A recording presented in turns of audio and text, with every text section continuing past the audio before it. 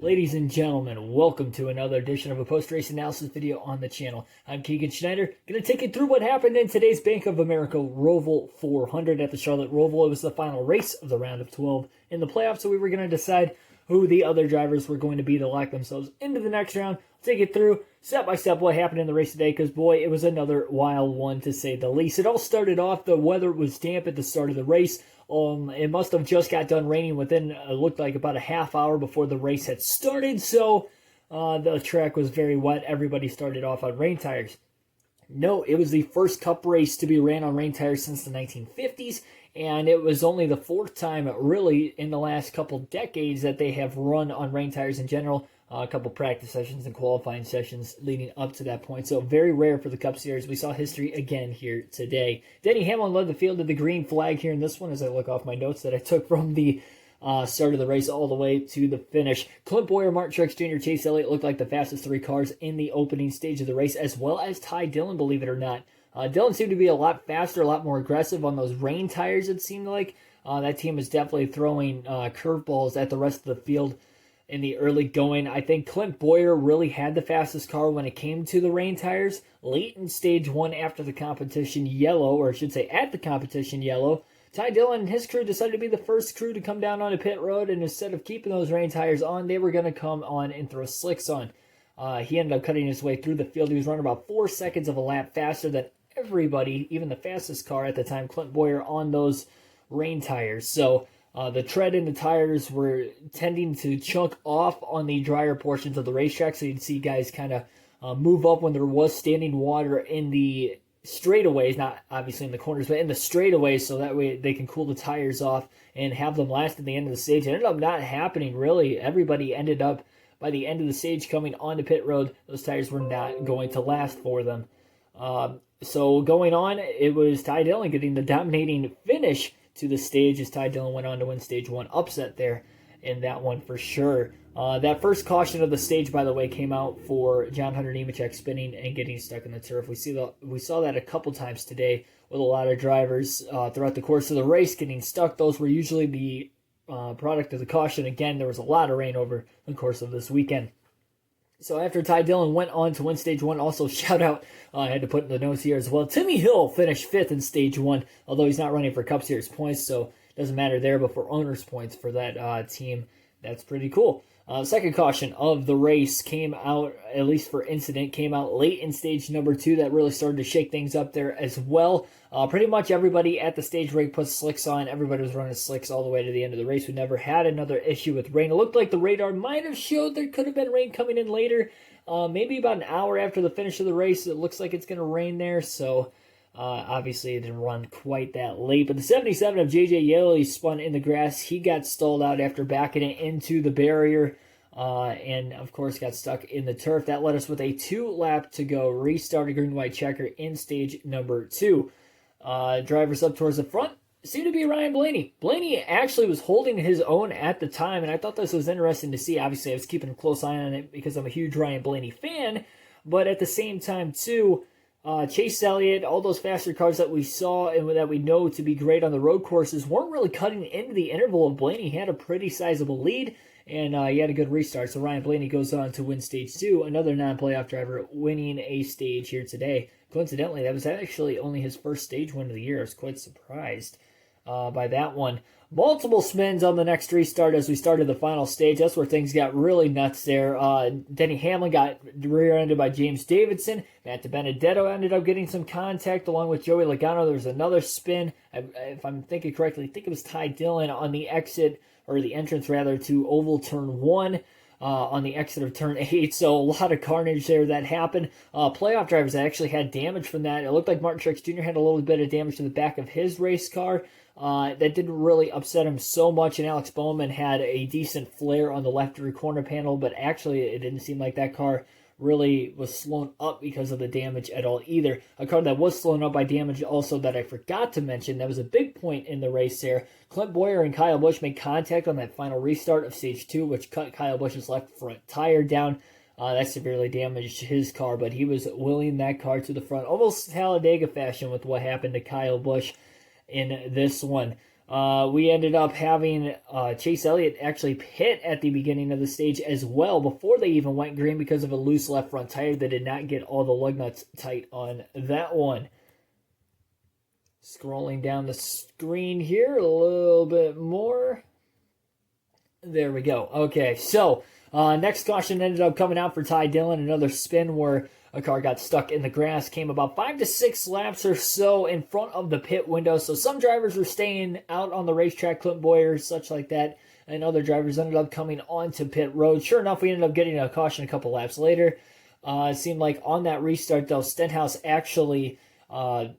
It's one of the cars that stayed out of the pits there. Ricky Stenhouse Jr. got spun by Wallace, who tried to shoot the gap 3 wide to the inside into turn 1 on the restart. Stenhouse goes around that, stacked up the field behind, and Clint Boyer compacted the back of, I believe it was Eric Jones's car at the time, punching a hole, it looked like, in the radiator at that point. They ended up getting the car taped up. They had to repair that. Obviously, they fell to the back. Chances for Clint Boyer winning the race were done. Chances of him going to the next round of the playoffs were also done. The next caution, though, would end up coming out for Austin Dillon, who got hit from behind from Kyle Busch.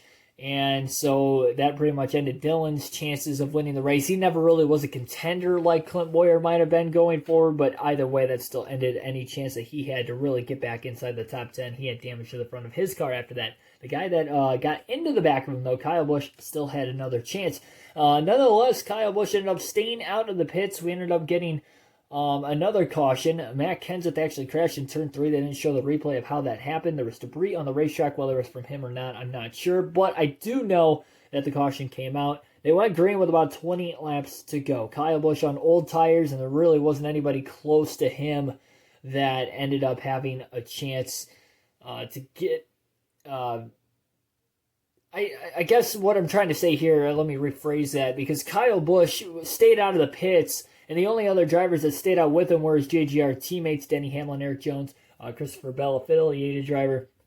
It might have been a team order to stay out to try to put more cars in between him and Elliott. Ended up not really mattering too much. Jones actually took the lead away from Kyle Busch before Chase Elliott ended up taking away Busch's position. And then Elliott ended up passing Eric Jones on a great crossover move in turn 8, which didn't look like a great passing zone on the racetrack, but boy, he made it happen. Blew right by him, started pulling away. We ended up getting another caution with 12 laps to go. Brendan Poole stalled out on the racetrack. Elliott was able to drive away on that restart. And Chase Elliott goes on to win his 4th straight road course race. Second all-time now in road course consecutive victories. And he is now on 5 road courses in his NASCAR Cup Series career. 5 of 12, 42% roughly. As well as far as his winning percentage in road courses. So again, Elliott standing alone as the top guy in the Cup Series on these road course races. We'll see if Cindric might have anything for him next year. They actually mentioned a quick little suggestion about AJ Allmendinger with having more road courses. Maybe he gets another ride this year. We have the uncertainty of what Ryan Preece will be able to do if he will stay in that race car going forward. Maybe a guy that used to race at JTG Doherty Racing brings back in AJ Allmendinger. That'd be awesome. I've been pushing for him to have a full-time series in the full-time season in the Xfinity Series run for points because I think he can contend for a title. That'd be cool, especially for Colleague Racing. You know, boosting that team up for sure, having him run full-time. But heck, maybe he gets a ride with more road course races. He can get a win or two and actually get that car into the playoffs. That would be a huge step up with that program. You got to figure with Stenhouse, if he can't win on a super speedway. Really doesn't seem like either one of those two cars can make the playoffs, but AJ can will that car to victory lane. We saw him do it in 2014 at Watkins Glen. Regardless of the fact, we'll stay away from that again. Chase Elliott gets the win. That was my prediction to win the race, so we're back in victory lane again with another prediction correct. A little easier this time, obviously, knowing Elliott and how good he is on these road course racetracks. And also a shout out to my guy, Ryan Blaney. For coming back and finishing 5th in this race today. Why is that significant? Because one, I said he was leading and he won stage 2. He lost control of his race car in turns 3 and 4. I don't know if he got in a wet spot and slid the tires, but either way, off the exit of 4, he spun out and lost all that track position. Then when he came down onto pit road, to replace those 4 fresh tires after possibly flat spotting them. He was speeding on pit road. He fell a lap down. He ended up getting the wave around, and then under that last caution stayed out of the pits and was able to hold on to a 5th place finish. So kudos to my man Ryan Blaney for rallying back after that one. That's tough to do on a road course with that few laps remaining, but nevertheless, that's going to do it. So we'll check the finishing results and then see how the fantasy team did. So here is a look at the unofficial results for today's Charlotte Roval Bank of America Roval 400. So here in this one, Chase Elliott again gets the win. Joey Logano P2, Eric Jones 3rd, Kurt Busch 4th, Ryan Blaney rounds out the top 5. Blaney with that bounce back performance.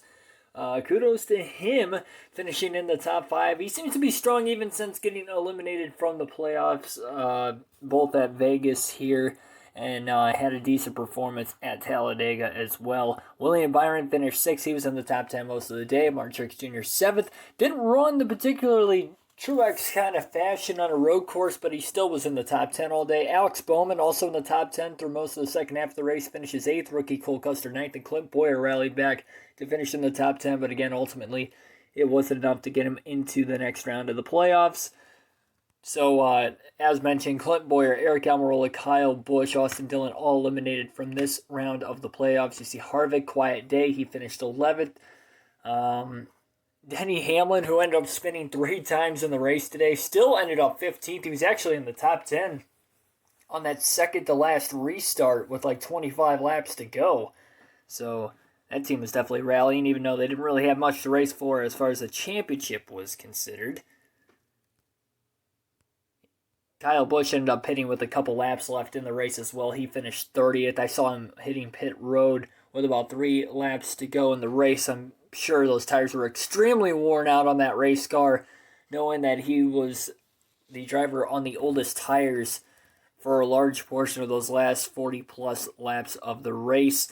And the only DNFs today, Brendan Poole, Timmy Hill, and it looks like John Hunter Nemechek might have DNF'd as well. So that is going to do it for this portion of the video. Now we will go into the next portion of the video and see how the fantasy team did.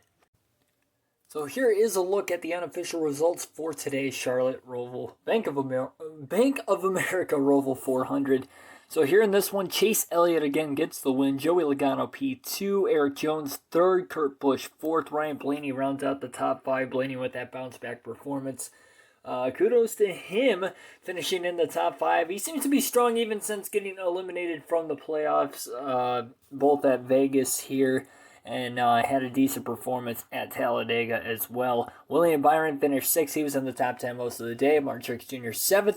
Didn't run the particularly Truex kind of fashion on a road course, but he still was in the top 10 all day. Alex Bowman also in the top 10 through most of the second half of the race, finishes 8th. Rookie Cole Custer 9th, and Clint Boyer rallied back to finish in the top 10, but again, ultimately, it wasn't enough to get him into the next round of the playoffs.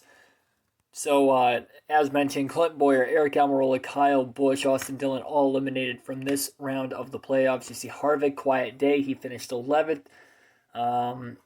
Denny Hamlin, who ended up spinning 3 times in the race today, still ended up 15th. He was actually in the top 10 on that second-to-last restart with like 25 laps to go. So that team was definitely rallying, even though they didn't really have much to race for as far as the championship was considered. Kyle Busch ended up pitting with a couple laps left in the race as well. He finished 30th. I saw him hitting pit road with about 3 laps to go in the race. I'm sure those tires were extremely worn out on that race car, knowing that he was the driver on the oldest tires for a large portion of those last 40-plus laps of the race. And the only DNFs today, Brendan Poole, Timmy Hill,